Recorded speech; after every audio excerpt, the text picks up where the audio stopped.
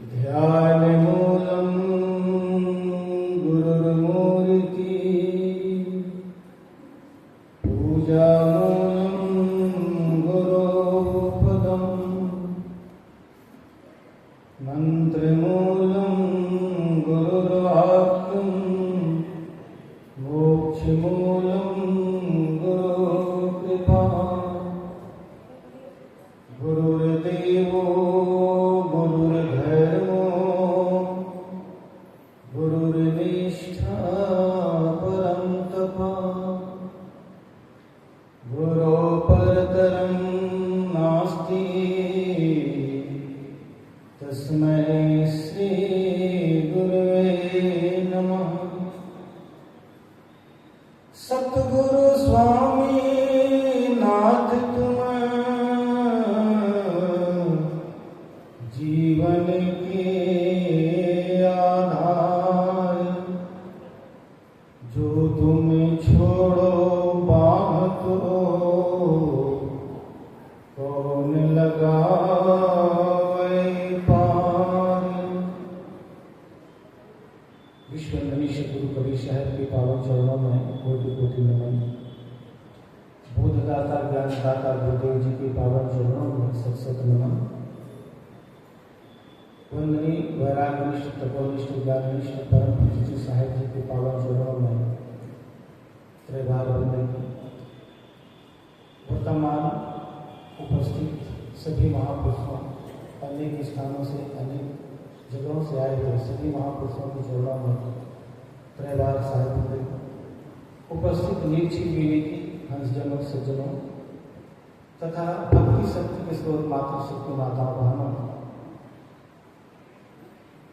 त्रिदिवसीय कबीर सत्संग समारोह का ये पावन अवसर साल भर में हमें 3 दिन प्राप्त होता है।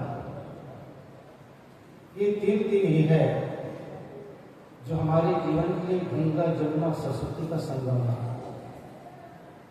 गंगा जमुना सरस्वती का संगम का मतलब होता है सेवा भक्ति और ज्ञान का संगम।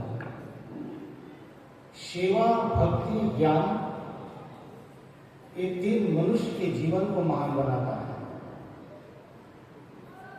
सेवा का अर्थ होता है जो हमें प्राप्त है। शरीर की उपलब्धि हम पहले समझें। शरीर तो सबको प्राप्त है। जितने भी संसार में नभचर, जलचर, थलचर 3 श्रेणियां होती हैं। इन सभी में मनुष्य का जीवन सर्वश्रेष्ठ है। इतना सुंदर, इतना अच्छा, इतना भाग्यवान इस संसार में और कोई नहीं है। आकलन हम करें, ये तन की शक्ति हमें प्राप्त हुई है। ये मानव जीवन में इसकी गरिमा, इसकी प्रतिष्ठा, इसका सम्मान हम कितना कर पा रहे हैं। थोड़ा सा झांक करके देखें तो तन से अभी तक हमने क्या कार्य किया। तन प्राप्त करके जो हमें कार्य करना चाहिए था, शायद वो कार्य नहीं कर पाए। आंख से दर्शन, वो भी नित्य प्रति। कान से ज्ञान का श्रवण, वो भी नित्य प्रति। मन से ध्यान, वो भी नित्य प्रति। हाथ से सेवा, ये भी नित्य प्रति। और पांव से सुख स्थलों पर चलना, ये भी नित्य प्रति। जितना जीवन में भोजन की आवश्यकता है, उतने जीवन में हमको सद्विचार और सद्ज्ञान की आवश्यकता है।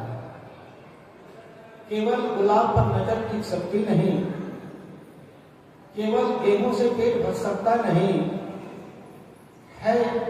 जीवन में दोनों की जरूरत। एक पहिया से गाड़ी चल सकती नहीं, दोनों की जरूरत है। हम सोचें थोड़ा सा,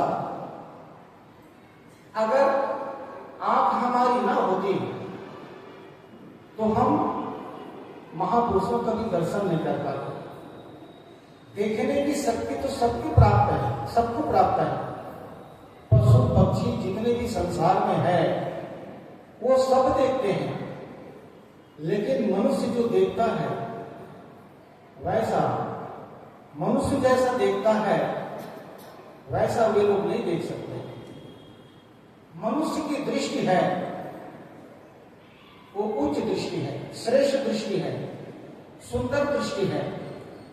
इस दृष्टि में राम समाये हुए हैं, इसी दृष्टि में कृष्ण समाये हुए हैं, इसी दृष्टि में गांधी समाये हुए हैं, इसी दृष्टि में बुद्ध समाये हुए हैं। देखने की जब शैली बदल जाती है तो संतत्व छिपा हुआ है, देखने की दृष्टि बदल जाती है तो परमात्मा छिपा हुआ है। जो ऊंचाई मनुष्य जीवन के अंतर में छिपी है वो अन्य पशु पक्षी में नहीं छिपी है। तो सोचिए जरा, और अन्य योनियों के बजाय मनुष्य की दृष्टि इतनी ऊंची है, लेकिन मेरा प्रार्थना है कि अभी तक देखने की शक्ति को हमने अपने जीवन के लिए कितना प्रयोग किया। हमने कौन सी चीजों को देख लिया, कौन सी वस्तुओं को देख लिया जिसके कारण से मनुष्यता हमारी अब तक जाग ना पाए। हमारे जीवन का चिंतन केवल सांसारिक दृश्यों को देखने के लिए, सांसारिक वस्तुओं को देखने के लिए इतनी शक्ति लगा दी कि खुद को पहचानने के लिए, खुद को जानने के लिए हमारे पास शक्ति नहीं रह गई। जैसे किसी बच्चे को आपने 100 रुपये दिया और वो बच्चा उसको अनर्थक रूप से खर्चा करते करते करते करते उन्होंने 90 रुपये खर्चा कर दिया। जब उनको पेन या कॉपी खरीदने के वक्त आई तो उनके पास बैलेंस नहीं रह गया। फिर माता पिता उनको कहते हैं कि बेटा दिया तो 100 रुपया, लेकिन तुमने उसका क्या खर्चा किया। बच्चा कहता है कि ये इसमें मैंने खर्चा कर दिया। आपको भी अफसोस होता है मैंने तुमको 100 रुपये देकर अच्छा नहीं किया, अच्छा होता कि मैं सामान खरीद करके तुमको दे दिया होता। ऐसी दृष्टि हमको अच्छी मिली, जो दृष्टि मैंने गिनाया, जो दृष्टि बुद्ध की थी, जो दृष्टि महावीर की थी, जो दृष्टि कबीर साहब की थी, जो दृष्टि गांधी की थी, लेकिन हमने अपने दृष्टि को ऊपर नहीं ले जा पाया, जिसको हम कहते हैं उच्च दृष्टि। उच्च दृष्टि न होने के कारण से हमारे जीवन ही निम्न बन करके रह गया। और निम्न मतलब होता है कमाते खाते सोते जागते केवल दुनिया के व्यवहारों में समय गवा देना। जीवन के मूल्य को हमने नहीं आकलन कर पाया, नहीं समझ पाया। अब अगर मैं पूछूं पूछ सकता हूं, हुकूमत है आज्ञा है, पूछ सकता हूं, हुकूमत है आज्ञा में पूछ सकता हूं। अच्छा, यहाँ पर जितने भी सज्जन माताएं बहनें हैं, आप लोगों में से हर वर्ष इस कार्यक्रम का लाभ लेते हैं। गुरुदेव जी जब ध्यान शिविर लगाते थे उस समय से भी आप लोग ध्यान शिविर का लाभ लेते हैं। कबीर जयंती गुरु पूर्णिमा भी आप लोग आते हैं, ध्यान का ज्ञान का पूरा लाभ लेते हैं। लेकिन इसमें से कौन कौन है जो रोज के रोज 10 मिनट आधा घंटा का ध्यान करने में लोग जरा हाथ उठाते हैं।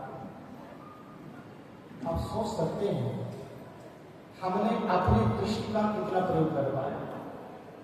24 घंटे का समय हमको प्राप्त है। इसी 24 घंटे के समय में इन वीर पुरुषों ने, महापुरुषों ने अपनी शक्ति, अपनी ऊर्जा, अपनी ताकत से देश की तकदीर और किस्मत बदल दी। अपने क्या, अपने गांव क्या, अपने समाज क्या, अपने देश की तकदीर और किस्मत बदल दिया। लेकिन अफसोस हमको होना चाहिए कि अभी तक हमने अपने जीवन की परिधि नहीं बदल पाई। तो ये महापुरुष हमको बीज को देते हैं, विचारों का, संस्कारों का, स्वभावों का, लेकिन हम घर जाकर के उसको ज्यों की त्यों रख देते हैं। आखिर उसका लाभ हमको कैसे मिलेगा। तो इतने लोगों में भी हम हाथ उठाने के लिए तैयार नहीं है। इसका मतलब हम अपने जीवन में जो शक्ति प्राप्त है उच्च दृष्टि की, उस दृष्टि से अभी तक नहीं जुड़ पाए। दृष्टि किसकी है? आपकी जीवन किसका है? आपकी जीवन किसको बनाना है? अपने को जीवन किसको जीना है? अपने खुद के जीवन पर खुद को भरोसा नहीं हो पाया। पहले तो हमारी दृष्टि सुंदर होगी, दृष्टि अच्छी होगी तो हमारे जीवन की सृष्टि भी अच्छी होगी। और ये सुंदर दृष्टि हमको ध्यान की तरफ ले जाता है। तो पहली बात है सेवा। सेवा हमारे जीवन की शुरुआत है। सेवा का मतलब होता है तन से, मन से, धन से जो सेवा करके हम जीवन में सफलता प्राप्त करते हैं, वो तन से, मन से, धन से सेवा की वह अर्जन आगे चल करके बनता है संस्कार। और जब जीव इस संसार से जाता है तो शरीर छोड़ करके जाता है और संस्कारों को लेके जाता है। ठीक समय कह रहा हूं, जब जीवी संसार से जाता है तो शरीर को छोड़ के जाता है, संस्कारों को लेके जाता है, और हमारी दृष्टि अगर वर्तमान में सुंदर नहीं बन पाई, ध्यान की तरफ, चिंतन की तरफ हमारी दृष्टि मजबूत नहीं हो पाई, तो ये संसार की दृष्टि भी हमारे जीवन को सफलता की ओर नहीं ले जाता है। और इसीलिए ये महापुरुष लोग अपने जीवन में तप करके, ध्यान करके, चिंतन करके आपको दृष्टि देते हो। कौन सी दृष्टि? ज्ञान दृष्टि। और ज्ञान दृष्टि आपको ध्यान की तरफ ले जाता है। ज्ञान दृष्टि आए बिना ध्यान की तरफ हम आगे नहीं बढ़ सकते।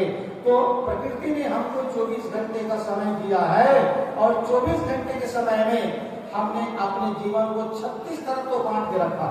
नाराज तो नहीं होगी कोई।